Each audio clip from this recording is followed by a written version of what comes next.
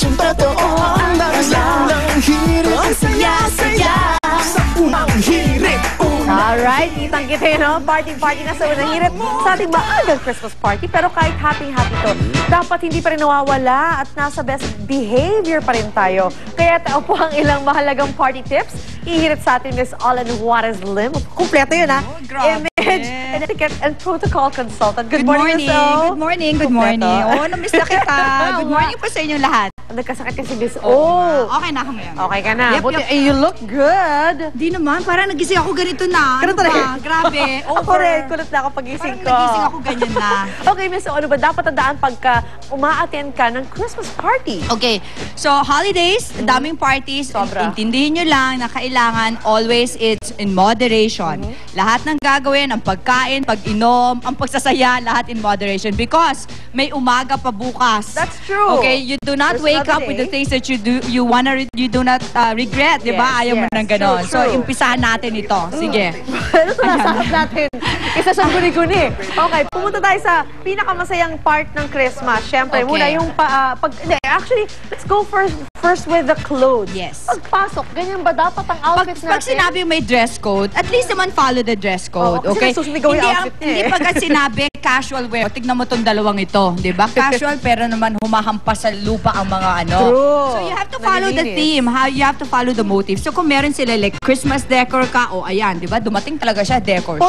Formalan. So, Dalawa. yes. Okay. So usually my party themes, you just follow, no? Follow. Para mas masaya. It adds to the flavor of the party. Okay, huwag kang magpapabida, di ba? Huwag Wag masyado. na masyado eksena. Okay, let's go to the pinakamasayang part ng party. Siyempre, ang kainan. Yes. Kung buffet, may Oh. proper etiquette ba sa pagkuha? Yes, ng may mga proper pagkain? etiquette po ang buffet. Agawan. Ang buffet po, di ba ang ano niyan is that pupunta ka, kukuha ka, and then Yes. babalik. Yes, So, that's pwedeng true. bumalik. Kasi yung iba, lahat na lang nilalagay, kagaya niyan, dalawang yan, oo, no? Lahat ng pagkain sinasalo-salo, okay? At alam niyo naman ho, ang pagkain na halo-halo, ang tawag doon ay kaning baboy, Baboy, okay? yes, true. So, wag ho takaw mata, okay? At bawal din ho mag-take home. Uy, tira niyo naman okay. kami. Bawal din ho mag-take home kung yung may mga taong kakain pa. May Oo, mga ganun true. kasi, no, nagbabaon. So, May susunod sa yes, iyo. may susunod. At saka party ito, you can come back anytime. You know, ang ano ng buffet doon. Huwag magtakaw mata. Okay. Get enough. Okay, get only enough.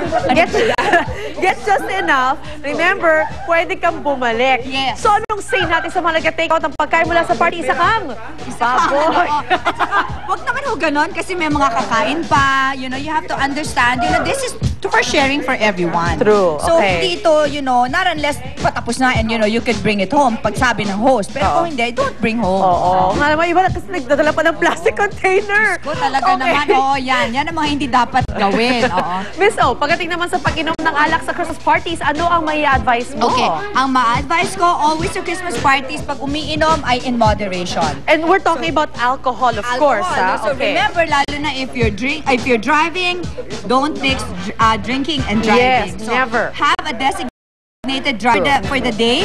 Kung sabing yun, kung sino ang magda-drive. Okay, very important. Para yung iba nag-enjoy, yung iba, you know, soda. At saka nakakaya minsan pag nalalasing, alam mo, nagiging iba ang behavior. Rowdy! So the next day, Oo. ikinahihiya mo yung sarili mo. And you don't wanna go out of the party na, you know, gumagapa. True. And then, you know, like, throw up. It's not nice. Not nice to look at. O baka niyayakap mo na yung boss mo. Oo, Diba? niyayakapunan. May nagagalit na sa'yo, hindi mo alam. Oo Very nga. careful. Tulad nitong dalawa na malapit na. Okay. Yan o, pag nakita nyo sa party, isara nyo na. Oo. Isarapin. Papasukin talaga. Ayan na. Isarapin Ayan na to. yung sinasabi natin. Maraming salamat din sa Olan Lim sa mga sinir mo sa aming umaga. Thank you also, hair pieces. I love your hair. Ayan, sana may natutunan kayo mga kapuso. Tandaan, huwag maging pasaway sa mga party para maging worry-free ang inyong Yes, Pasko. enjoy lang po tayo sa Pasko. Stress-free. Okay, dyan lang po kayo. Balik ang ganda ko ng hirit. Unang hirit ang saya-saya sa unang hirit. Unang hirit, unang hirit. Mangugulat ka. Unang hirit. Unang ka. Balitang dapat lang. Sobrang pat lang. Siyempre doon unang hirit ang saya-saya sa unang hirit. Unang hirit, unang hirit. Mangugulat ka. Alright, so Christmas Christmas on Ice pa rin tayo dito sa Pasay City at talagang makita natin, enjoy na enjoy ang lahat habang nag-ice skating at kanina nga, hindi ka naman enjoy sa Enjoy nagpapakit lang ako ng katawan dahil medyo lumalamig na nga talaga yung simoy ng hangin at yung temperatura dito sa loob ng ice skating. Kaya perfect talagang puntahan dito during the Christmas season. Anyway, kanina. Yes, kanina, bilang hindi naman ako ganun kagaling mag-ice skating, sinubukan ko magpaturo sa aking teacher. Yeah. At ay, nakita nila. Kumusta naman? Well, kasi bilang actually this is not my first time, pero hindi kasi talaga ako ganun ka-familiar. So, ang isa sa pinakauna niyang tinuro sa akin, yung pagbabalance on ice. Kasi isa yun sa pinakamahirap and usually yung kinakatakutan ng mga first timers, they don't know how to balance themselves. So, ang tendency, yun yung dapat una talagang ituro ng mga teacher. Kasi yung ginagawa sa akin ni Kuya, ni teacher nga, tinuruan niya ako paano mag-balance at saka mag-glide na dahan-dahan on ice. But di ko kayo matakot na mahulog kayo dahil, well, inevitable nga na mahulog kayo if ever, but you just enjoy, have fun. It's a Christmas season, di ba? So, just enjoy. Ano ko, lalo na yung mga nanonood ngayon, galing Cebu, sila Engineer si Arnel Adlaon, pati si Christopher Gonzaga and Red Gonzalez. Nako, talagang gusto nila mag-skate. Mag-e-enjoy sila dyan. 150 per hour lamang po ito and 300 pesos unlimited. Mag-e-enjoy kayo sa pag-ice skate dito nga sa Pasay City. May nagpapakita ng Gilas po ang SM Skating Rink Skaters. Or should I say, actually they're part of the Philippine team also. Yes. Alam naman natin na Philippine team ng ice skating. Ng ice skating ay talagang garnered a lot of medals na from all over the world. Alright, so huwag na natin patagalin at ipakita na natin sa lahat ang galing ng mga Pilipino pagdating sa ice skating. There you go. Go guys! Merry Christmas!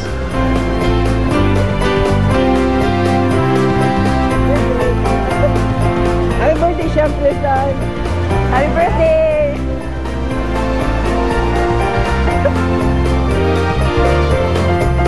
Maraming salamat sa aming sponsors. Ultra Mega Supermarket, Let's Face It Salon,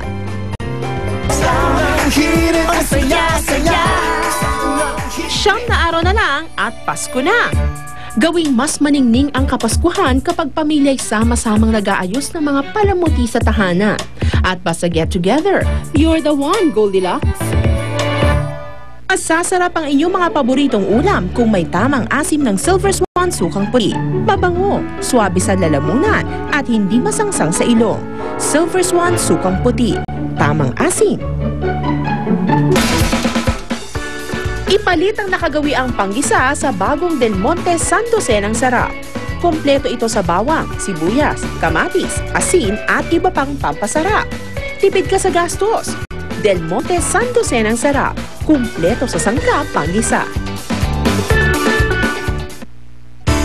Kasama ninyo ang